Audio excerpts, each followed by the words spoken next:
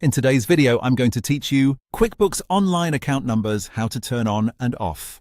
If you want to show account numbers in QuickBooks Online, or if you'd prefer to hide them, the good news is that this setting is very easy to change.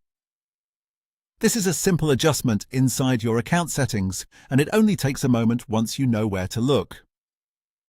I'll walk you through the exact path so you can update it confidently without getting lost in the menu. Start by going to the top right corner of QuickBooks Online and clicking the gear icon.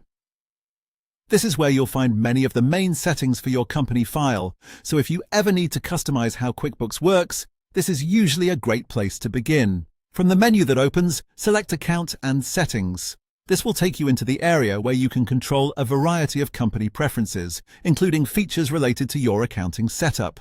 Once you're inside Account and Settings, look over to the left-hand side and click Advanced. The Advanced section contains several deeper configuration options, including settings connected to your chart of accounts, which is exactly where we need to go for this change.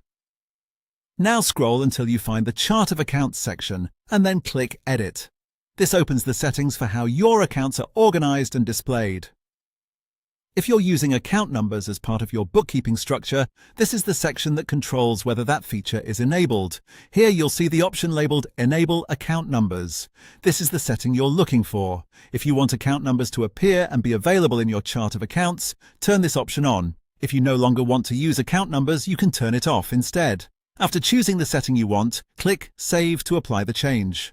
Saving is important here because QuickBooks won't update the feature unless you confirm it. And that's it. Once saved, the account number setting will be updated based on your selection.